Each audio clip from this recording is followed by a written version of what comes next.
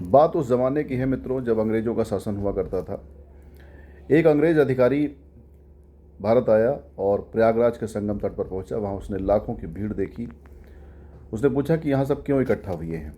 लोगों ने बताया कि यहाँ पर महाकुंभ का पर्व है, हम सब यहाँ गंगा जी में संगम में स्नान करने के लिए आए हुए हैं। उसको आश्चर्य इस बात का था कि एक साथ पूरे भारत से इतने सब लोग कैसे आ गए, सबको सूचना एक साथ कैसे मिली। तब लोगों ने उसको बताया कि हमारे यहाँ जो पंडित जी हैं वो पत्रा देख करके बता देते हैं कि कब कौन सा तीज त्यौहार पर्व होने वाला है, और उसी के अनुसार हम लोग कार्य करते हैं। वो एक पंडित जी के पास गया, जो कि जैसा कहा जाता है कि कोई गरीब ब्राह्मण।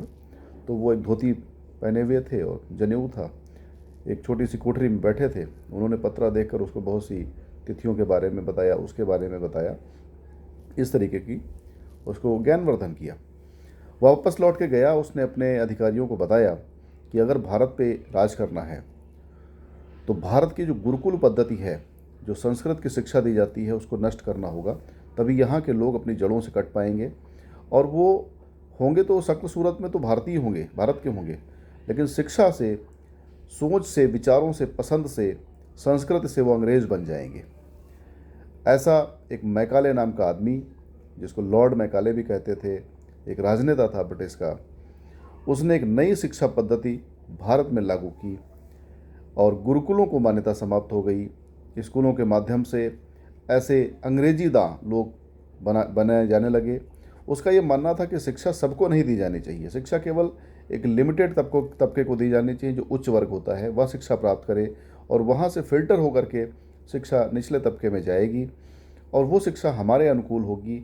और ये जो उच्च वर्ग होगा, जो हमारी भाषा में शिक्षा ग्रहण करेगा, वो हमारे विचारों को, हमारी बातों को आम जनता तक, जो गरीब जनता है भारत की, उनके बीच में एक माध्यम का कार्य करेगा।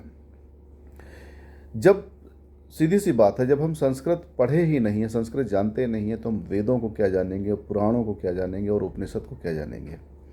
लेकिन अंग्रेजी पढ़े हैं तो हम विलियम शेक्सपियर को पढ़ सकते हैं, हम बड़ी बड़ी बातें कर सकते हैं, और अपने जड़ों से, अपने तीज त्योहारों से, अपने हिंदुत्व से कटने लगते हैं।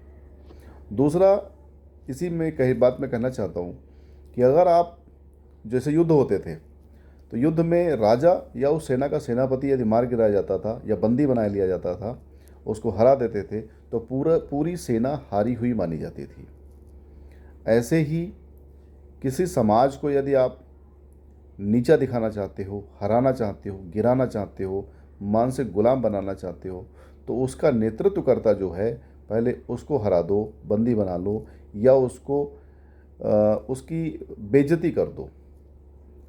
ब्राह्मण समाज के साथ सदियों से अंग्रेज़ों ने यही किया, वामपंथियों ने यही किया। वर्तमान समय में जो छुपे हुए वामपंथी हैं वो भी यही कार्य करने का प्रयास कर रहे हैं। और फिल्में, जो फिल्म इंडस्ट्री है, OTT प्लेटफॉर्म पर आने वाला मटेरियल है, चाहे वो सीरियल है, वो सब भी यही कर रहे हैं मित्रों। बड़े दुख के साथ देखना पड़ता है कि लगातार फिल्मों में ब्राह्मणों का मजाक बनाया जाता है, लाला का मजाक बनाया जाता है, सरदार जी का मजाक बनाया जाता है, और जाति विशेष का इस तरीके से मजाक बनाया जाता है। जो लोग लीड कर सकते हैं, लीड कोई भी कर सकता है। महाराजा बिजली पासी भी हुए हैं जिनके आगे पासी लगा हुआ है, वो पासी समाज से आते थे परंतु राजा थे। तो जो लीड कर सकता है उसको नीचा दिखा दो। कभी मुसलमानों को नीचा दिखाते हुए फिल्म इंडस्ट्री में आपने नहीं देखा होगा, उनको बहुत अच्छा, दयालु, सहृदय दिखाया जाता है, परंतु हम लोगों के साथ उल्टा होता है। आजकल OTT प्लेटफॉर्म्स पर ऐसी बाढ़ आई हुई है कि पंडित जी के परिवार में नॉनवेज पक रहा है, उस दृश्य को लंबा दिखाया जाता है। जॉली LLB 2 फिल्म आई थी, अक्षय कुमार थे उसमें, हुमा कुरैशी हीरोइन थी, लखनऊ पृष्ठभूमि पे फिल्म बनी है। उसमें हुमा कुरैशी को शराब पीते हुए दिखाया जाता है, यानी पंडिताइन को, जो कि पंडित जी की पत्नी है, वो शराब पीती है, उसको अंग्रेजी कपड़े पहनना अच्छा लगता है।